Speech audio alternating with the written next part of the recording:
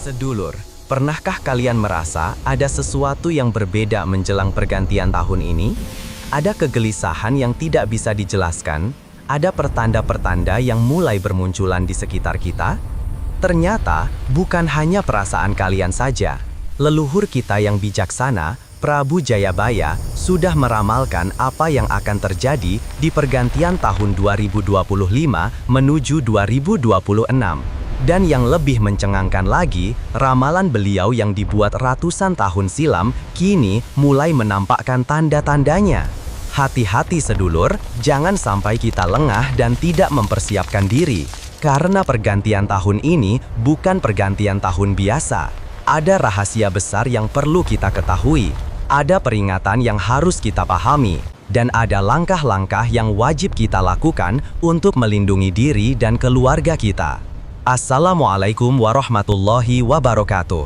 Salam rahayu untuk para sedulur semua, dimanapun kalian berada. Selamat datang kembali channel Narasi Ramalan. Terima kasih saudaraku sudah subscribe. Semoga bermanfaat. Amin.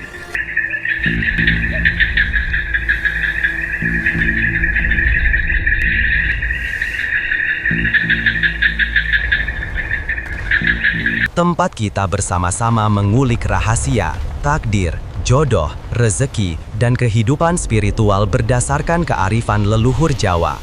Jangan lupa subscribe channel ini, nyalakan tombol lonceng notifikasinya, dan tuliskan kota asal kalian di kolom komentar ya sedulur. Semoga dengan berkumpulnya energi positif dari seluruh Nusantara, kita semua diberi perlindungan dan keberkahan di tahun yang akan datang. Mugi-mugi kita sedaya tansah pinaringan berkah lan kamulian.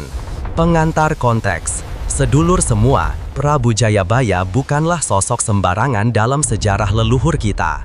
Beliau adalah Raja Kediri yang hidup pada abad ke-12, seorang pemimpin yang tidak hanya bijaksana dalam menata kerajaan, tetapi juga memiliki ilmu spiritual tingkat tinggi. Ramalan-ramalan Jayabaya telah terbukti akurat meramalkan berbagai peristiwa besar dalam sejarah bangsa kita. Dari zaman penjajahan, kemerdekaan, hingga peristiwa-peristiwa modern yang kita alami hari ini. Bayangkan saja, ratusan tahun yang lalu, tanpa teknologi, tanpa ilmu sains modern, beliau sudah bisa melihat masa depan dengan begitu detail. Ini bukan sembarang prediksi atau ramalan asal-asalan. Ini adalah hasil dari olah spiritual yang tinggi, dari kedekatan dengan Sang Pencipta, dan dari kemampuan membaca tanda-tanda alam yang diturunkan langsung dari Yang Kuasa. Mengapa pergantian tahun 2025-2026 begitu istimewa? Dalam kalkulasi primbon Jawa dan perhitungan tahun Jawa, periode ini menandai perubahan besar dalam siklus waktu. Kita sedang memasuki fase transisi yang dalam tradisi Jawa disebut sebagai mangsa paringkelan, masa penyaringan. Seperti air sungai yang melewati saringan, kehidupan kita akan mengalami penyaringan. Yang baik akan tetap mengalir lancar, yang buruk akan tersaring dan tertahan. Prabu Jayabaya dalam Serat Jayabaya menuliskan bahwa akan ada masa di mana langit dan bumi seperti bertukar tempat. Maksudnya, segala sesuatu yang kita anggap biasa akan berubah. Yang tadinya mudah menjadi sulit, yang tadinya sulit menjadi mudah, yang tadinya dekat menjadi jauh, yang tadinya jauh menjadi dekat. Ini bukan untuk menakuti kita sedulur, tapi untuk mempersiapkan kita. Karena dengan persiapan yang tepat, kita justru bisa memanfaatkan pergantian ini sebagai momentum kebangkitan. Dalam primbon Jawa, setiap pergantian tahun memiliki karakteristik tersendiri. Tapi pergantian kali ini ditandai dengan bertumpuknya beberapa tanda sekaligus. Seperti pohon bambu yang berbunga serempak, pertanda akan ada perubahan besar. Mari kita kupas satu persatu ramalan Prabu Jayabaya tentang pergantian tahun 2025-2026 ini, agar kita bisa mengambil hikmah dan mempersiapkan diri dengan sebaik-baiknya. Hikmah dan persiapan dengan sebaik-baiknya. Isi utama, poin-poin pembahasan. 1. Masa ujian kesabaran dan ketahanan mental. Sedulur semua, poin pertama dari ramalan Prabu Jayabaya tentang pergantian tahun ini adalah masa ujian kesabaran dan ketahanan mental. Dalam Serat Jayabaya disebutkan zaman edan, sing ora edan, ora keduman. Masa di mana orang-orang seperti kehilangan akal dan yang tidak ikut-ikutan justru akan tersingkir. Tapi beliau juga mengingatkan, yang tidak ikut dalam kegilaan justru yang akan selamat. Apa maksudnya ini sedulur? Kita akan menghadapi masa di mana tekanan mental dan emosional akan sangat tinggi. Informasi akan berdatangan dari segala penjuru. Berita-berita yang membuat hati gelisah. Perubahan-perubahan yang terjadi begitu cepat. Bayangkan seperti kita berdiri di tengah pusaran angin. Semua berputar dengan cepat di sekeliling kita. Yang tidak kuat pegangan akan terhempas. Yang tidak kuat pondasi akan roboh. Saya akan ceritakan sebuah kisah nyata. Ada seorang pengusaha di Yogyakarta yang menjelang pergantian tahun kemarin mengalami tekanan luar biasa. Usahanya yang tadinya lancar, tiba-tiba menghadapi berbagai masalah sekaligus. Karyawan masalah, supplier masalah, bahkan keluarga pun jadi tidak harmonis. Dia sempat depresi, merasa semua sial menimpanya. Tapi kemudian dia mengingat pesan leluhurnya. Sabar iku separo soko iman, lan separo maneh soko kamulian. Kesabaran adalah separuh dari iman dan separuh lagi dari kemuliaan. Dia mulai melakukan introspeksi. Setiap pagi sebelum subuh dia bangun untuk meditasi dan berdoa. Dia tidak lagi panik menghadapi masalah, tapi menghadapinya satu persatu dengan kepala dingin. Dan luar biasa sedulur, dalam waktu 3 bulan, semua masalahnya terurai. Bahkan usahanya berkembang lebih pesat dari sebelumnya. Ternyata, ujian itu adalah proses penyaringan untuk membuatnya lebih kuat. Mengapa kesabaran begitu penting di masa pergantian ini? Karena dalam Primbon Jawa, tahun 2026 adalah tahun dengan energi geni atau api yang kuat. Api itu bisa membakar atau menerangi, tergantung bagaimana kita mengendalikannya. Kalau kita panik, mudah marah, mudah frustrasi, maka api itu akan membakar diri kita sendiri. Tapi kalau kita sabar, tenang, dan bijaksana, api itu akan menjadi penerang jalan kita. Leluhur kita mengatakan, wong sabar, rejekine jembar. Orang yang sabar, rejekinya luas. Ini bukan hanya pepatah kosong sedulur, ada mekanisme spiritual di balik kesabaran. Ketika kita sabar, energi kita stabil. Ketika energi kita stabil, aura kita bersih. Ketika aura kita bersih, pintu-pintu rejeki dan jodoh akan terbuka dengan sendirinya. Cara menjaga kesabaran di masa pergantian ini, pertama, jangan terlalu banyak konsumsi informasi negatif.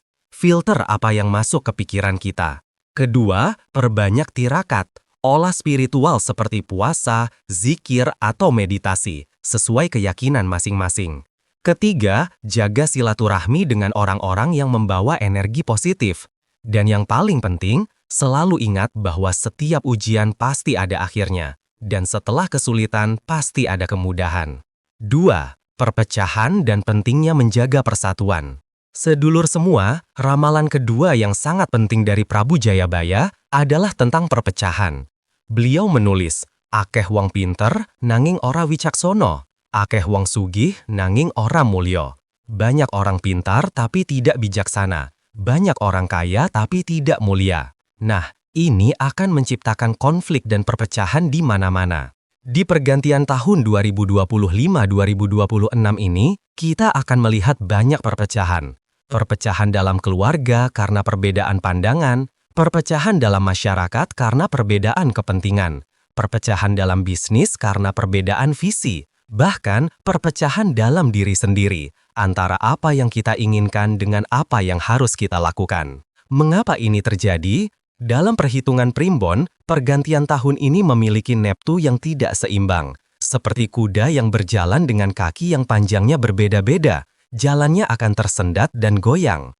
Ketidakseimbangan ini menciptakan gesekan, dan gesekan menciptakan api perselisihan. Ada sebuah keluarga di Surabaya yang hampir hancur menjelang pergantian tahun lalu. Orang tua dan anak-anaknya bertengkar hebat soal warisan yang bahkan belum dibagi. Kakak adik yang tadinya rukun tiba-tiba saling curiga. Yang lebih menyedihkan, pertengkaran ini dimulai dari hal sepele. Salah paham karena pesan WhatsApp yang tidak jelas. Untungnya, ada seorang tetangga mereka yang bijaksana, seorang sesepuh yang dihormati di kampung itu. Beliau memanggil semua anggota keluarga dan berkata, "Aja nganti pecah bebrayan, jalaran bondo kang durung ono. Luwih utama rukun lan ayem, tinimbang sugih nanging perang." Jangan sampai keluarga pecah karena harta yang belum ada. Lebih baik rukun dan tentram daripada kaya tapi bertengkar. Setelah duduk bersama, mendengar nasihat sesepuh, dan saling memaafkan, keluarga itu akhirnya rukun kembali. Bahkan mereka membuat kesepakatan untuk tidak membicarakan warisan sampai orang tua mereka meninggal, dan itu pun akan dibagi dengan musyawarah dan keikhlasan. Luar biasa sedulur, rezeki mereka malah semakin lancar setelah rukun kembali. Dalam tradisi Jawa, ada yang namanya gemati, ngati-ati, lan eling, mengasihi, berhati-hati, dan selalu ingat. Di masa pergantian ini, kita harus gemati, mengasihi orang-orang di sekitar kita, terutama keluarga. Kita harus ngati-ati dalam berkata dan bertindak, karena satu kata yang salah bisa memicu konflik besar. Dan kita harus eling, selalu ingat bahwa ikatan darah lebih berharga dari apapun. Prabu Jayabaya juga menulis, wong kumpul dadi berkah, wong cerai dadi bilai. Orang berkumpul menjadi berkah, orang bercerai menjadi bencana. Maksudnya, kekuatan kita ada di persatuan. Rezeki keluarga yang rukun akan mengalir lebih deras. Jodoh akan lebih mudah datang ke keluarga yang harmonis. Bahkan kesehatan akan lebih terjaga di lingkungan yang penuh kasih sayang. Kalau sedulur merasa ada retakan dalam keluarga atau pertemanan, ini saat yang tepat untuk memperbaikinya sebelum tahun berganti. Ambil inisiatif untuk minta maaf duluan, meskipun kita merasa tidak salah. Ajak ngobrol dengan hati yang terbuka. Karena gengsi dan ego kita tidak ada artinya dibanding kehancuran hubungan yang sudah terjalin bertahun-tahun. 3. Krisis ekonomi dan perlunya hidup sederhana. Nah, sedulur, poin ketiga yang sangat krusial dari ramalan Jayabaya adalah tentang kondisi ekonomi. Beliau menulis, pangan dadi pala, sandang dadi seksi, papan dadi rebut. Pangan menjadi sangat mahal, sandang menjadi sulit, dan tempat tinggal menjadi rebutan. Ini adalah peringatan tentang krisis ekonomi yang akan melanda di masa pergantian ini. Kita sudah mulai merasakan tanda-tandanya, bukan sedulur? Harga-harga kebutuhan pokok naik, biaya hidup semakin tinggi, sementara pendapatan tidak bertambah atau bahkan berkurang. Bayangkan seperti air di kentong yang makin susut, sementara yang menimba makin banyak. Kalau tidak pandai-pandai mengatur, bisa habis sebelum hujan turun lagi. Tapi tenang sedulur, Prabu Jayabaya bukan hanya memberi peringatan, beliau juga memberi solusi. Solusinya adalah kembali ke prinsip hidup sederhana atau urip prasaja. Beliau berkata, cukup sakmadiane, sugih tanpa bondo. Maksudnya, kekayaan sejati bukan dari banyaknya harta, tapi dari rasa cukup dan syukur dalam hati. Saya kenal seorang ibu rumah tangga di Semarang yang menghadapi krisis ekonomi keluarga tahun lalu. Suaminya kena PHK, tabungan menipis, sementara anak-anak masih kecil dan butuh biaya sekolah. Situasi sangat terjepit. Tapi ibu ini tidak panik. Dia ingat pesan ibunya, nerima ing pandum, bunga ing papan. Terima dengan ikhlas, bahagia di tempatnya. Dia mulai mengubah gaya hidup keluarganya. Tidak lagi makan di luar, tapi masak sendiri. Tidak lagi belanja branded, tapi cari yang kualitas bagus tapi harga terjangkau. Dia juga mulai berkebun sayur di halaman kecil rumahnya. Dia juga membuka usaha kecil-kecilan, jualan makanan rumahan lewat online. Yang lebih mengagumkan, dia tidak mengeluh atau murung, tapi justru lebih kreatif dan semangat. Hasilnya luar biasa sedulur. Dalam setahun, keluarga mereka tidak hanya bertahan, tapi malah berkembang. Usaha makanannya laris, tabungan mulai terkumpul lagi, bahkan suaminya dapat pekerjaan baru yang lebih baik. Mengapa hidup sederhana begitu penting di masa krisis? Dalam primbon Jawa, ada konsep bancakan, berbagi. Ketika kita hidup sederhana, kita punya lebihan untuk berbagi. Dan berbagi itu menciptakan aliran rejeki yang berkelanjutan. Seperti air yang mengalir, kalau ditahan akan basi, tapi kalau dialirkan akan selalu segar dan bertambah. Leluhur mengajarkan, aja ngumpul ke bondo kanting lilake ati. Jangan mengumpulkan harta dengan mengorbankan hati nurani. Di masa pergantian tahun ini, akan banyak godaan untuk mengejar harta dengan cara apapun. Tapi ingat, harta yang didapat dengan cara tidak baik tidak akan membawa berkah, malah akan menjadi petaka. Cara praktis hidup sederhana, pertama, buat skala prioritas. Pisahkan kebutuhan dan keinginan. Kedua, kurangi hutang konsumtif. Jangan berhutang untuk gaya hidup. Ketiga, mulai menabung dan berinvestasi untuk jangka panjang. Keempat, berbagi sekecil apapun. Sedekah membuka pintu rejeki. Dan kelima, bersyukur dengan apa yang ada. Syukur adalah magnet rejeki. 4. Perubahan iklim dan bencana alam. Sedulur semua, ramalan keempat dari Prabu Jayabaya yang mulai kita rasakan adalah tentang perubahan alam. Beliau menulis, Iku kahanan, udan ora mangso, ketiga ora mangso, banjir gede, geni kobong. Cuaca tidak menentu, kemarau di musim hujan, hujan di musim kemarau, banjir besar, dan kebakaran di mana-mana. Sudah kita rasakan bukan sedulur? Cuaca sekarang benar-benar tidak bisa diprediksi. Panas luar biasa, tiba-tiba hujan deras, banjir di satu tempat, kekeringan di tempat lain. Ini bukan lagi perubahan biasa, tapi perubahan yang ekstrim. Dalam tradisi Jawa, ini adalah tanda bahwa keseimbangan alam terganggu, dan alam sedang memberi peringatan kepada manusia. Mengapa ini terjadi? Secara spiritual, alam adalah cerminan dari perilaku manusia. Ketika manusia berbuat angkara murka, serakah, sombong, merusak, maka alam akan meresponnya dengan gangguan dan bencana. Seperti tubuh yang sakit karena pola hidup tidak sehat, alam pun sakit karena perlakuan manusia yang tidak baik. Ada sebuah desa di lereng gunung yang hampir hancur karena longsor tahun lalu. Padahal desa itu sudah ratusan tahun aman-aman saja. Ternyata setelah diselidiki, ada oknum yang menebang pohon di hutan lindung untuk dijual kayunya. Mereka serakah, hanya memikirkan untung jangka pendek, tanpa peduli dampak jangka panjang. Ketika longsor datang, rumah-rumah hancur, sawah tertimbun, dan yang tragis, beberapa jiwa melayang. Setelah kejadian itu, warga desa sadar. Mereka berkumpul dan berjanji tidak akan lagi merusak alam. Mereka melakukan selamatan atau ritual syukuran, menanam ribuan pohon, dan menjaga hutan dengan ketat. Perlahan tapi pasti, desa mereka pulih, dan tidak ada lagi bencana yang menimpa. Prabu Jayabaya mengingatkan, alam iku guru sejati, nek diidak bakal males, nek diaji bakal mulia. Alam adalah guru sejati, kalau diinjak akan membalas, kalau dirawat akan memuliakan. Di masa pergantian tahun ini, kita harus lebih bijak dalam memperlakukan alam. Jangan hanya mengambil, tapi juga memberi kembali. Cara praktis yang bisa kita lakukan, pertama, mulai dari lingkungan kita sendiri. Jaga kebersihan, kurangi sampah, tanam pohon kalau ada lahan. Kedua, kurangi penggunaan plastik dan barang yang tidak ramah lingkungan. Ketiga, hemat air dan listrik. Ini juga bagian dari menjaga alam. Keempat, jangan membeli produk dari hasil merusak alam, seperti kayu ilegal atau satwa yang dilindungi. Yang lebih penting lagi sedulur, ajari anak-anak kita untuk mencintai alam, karena mereka yang akan mewarisi bumi ini. Dalam primbon Jawa ada pepatah, urip iku mung nyilih ing alam. Hidup itu hanya meminjam di alam. Kita hanya tamu, jadi harus memperlakukan rumah ini dengan baik agar generasi setelah kita juga bisa hidup dengan layak. 5. Munculnya pemimpin palsu dan pentingnya kewaspadaan. Sedulur, ramalan kelima dari Prabu Jayabaya yang sangat relevan adalah tentang munculnya pemimpin palsu. Pemimpin palsu. Beliau menulis, akeh pangguasa cidra, akeh punggawa duraka, akeh pamimpin ngapusi. Banyak penguasa yang curang, banyak pejabat yang durhaka, banyak pemimpin yang menipu.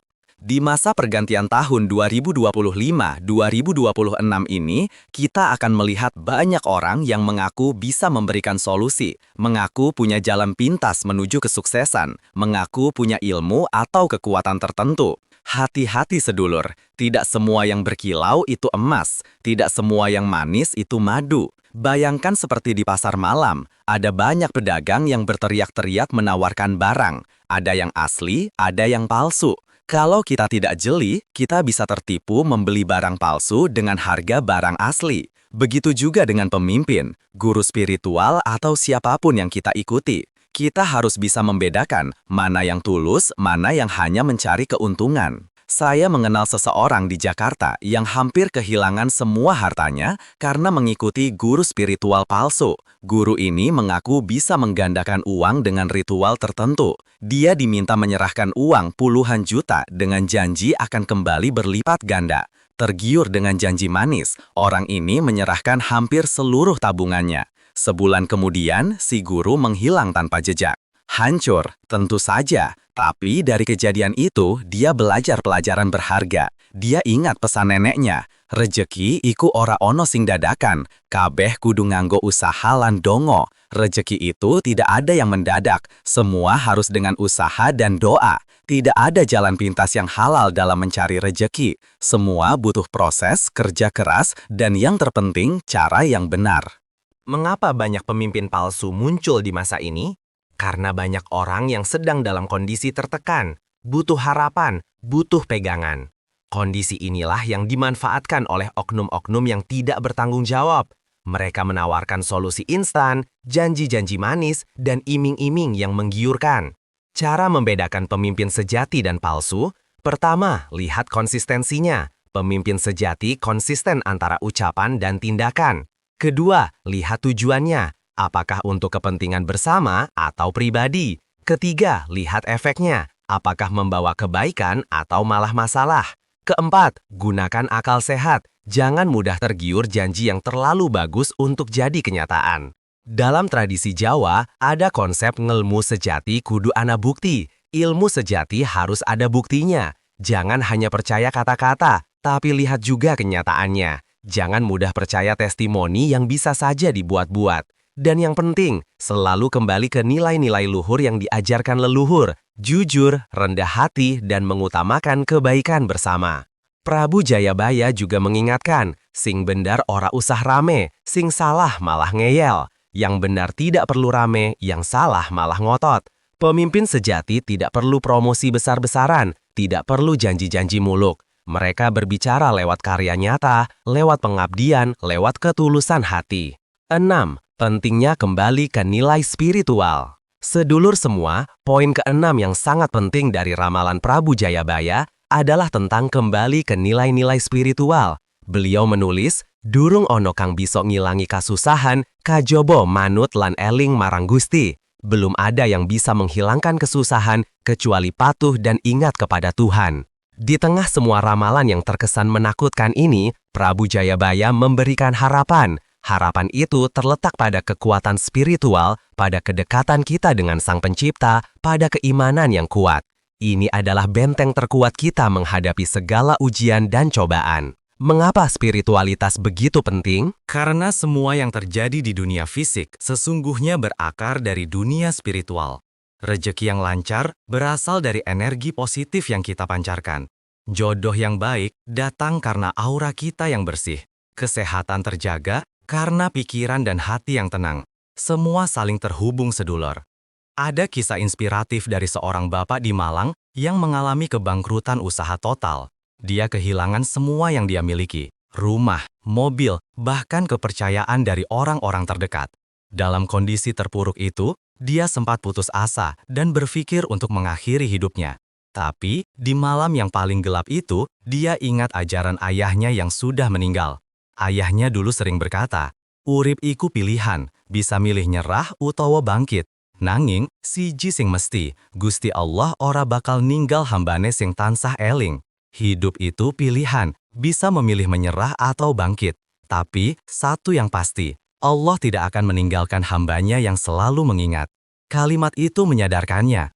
Mulai malam itu, dia bangun tahajud setiap malam. Dia tidak meminta harta, tidak meminta kekayaan. Dia hanya meminta kekuatan untuk bangkit, petunjuk jalan yang benar, dan keikhlasan hati. Luar biasa sedulur, perlahan tapi pasti, pintu-pintu rejeki mulai terbuka. Ada orang yang memberi bantuan modal, ada kesempatan usaha yang datang, ada rekonsiliasi dengan keluarga. Dalam waktu 2 tahun, tidak hanya bangkit, usahanya malah lebih berkembang dari sebelumnya. Yang lebih penting, dia menjadi pribadi yang berbeda, lebih rendah hati, lebih peduli sesama, dan lebih dekat dengan Tuhan. Dia menyadari bahwa kebangkrutan itu adalah jalan Tuhan untuk mendidiknya menjadi manusia yang lebih baik. Dalam primbon Jawa, ada yang namanya laku tirakat, olah spiritual. Ini bukan hanya puasa atau ritual tertentu, tapi lebih ke arah pembersihan hati dan pikiran. Ketika hati bersih, energi kita positif. Ketika energi positif, rejeki mengalir. Seperti air yang jernih, akan mudah mengalir kemanapun. tapi air yang keruh akan tersumbat di mana-mana.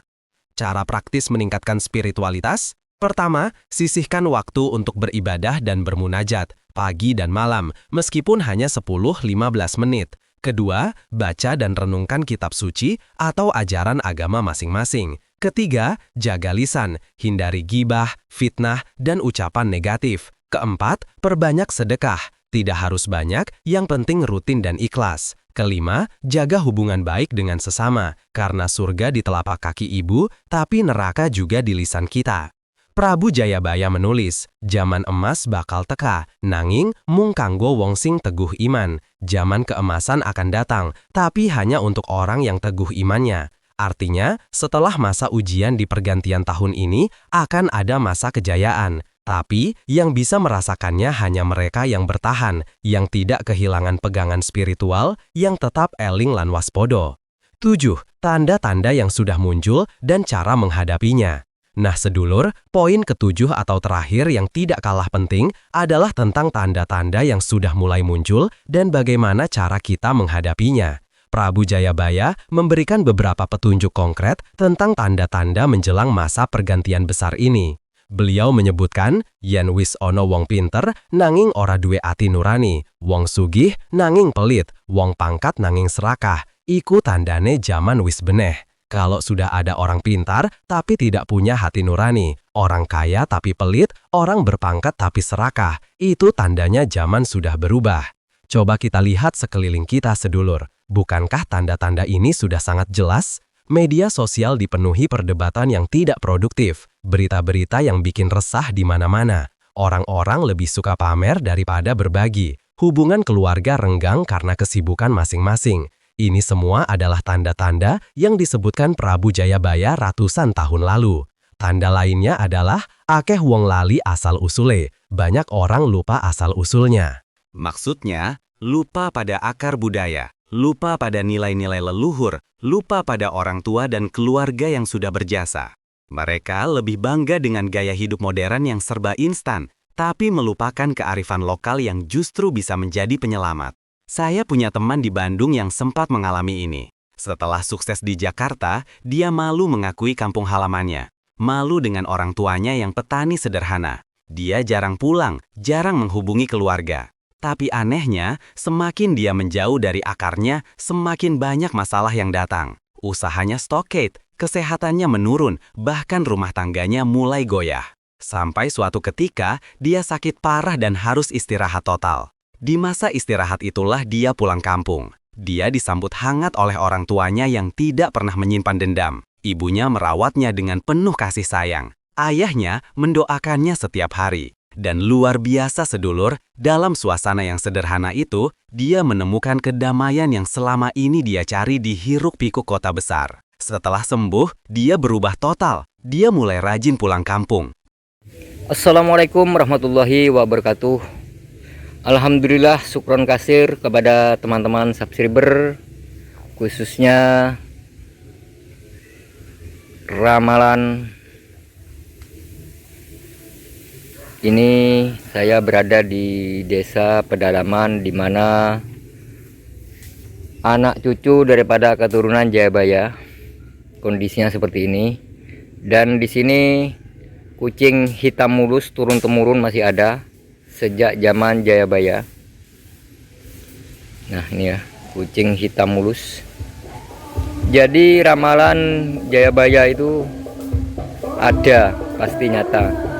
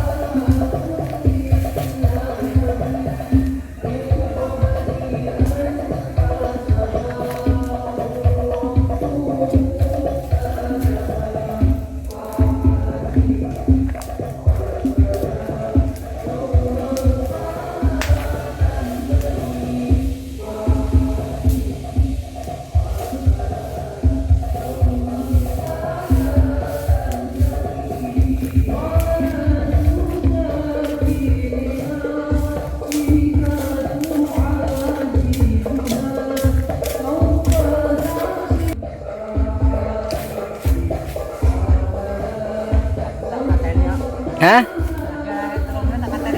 Gak, engkau dibisukan.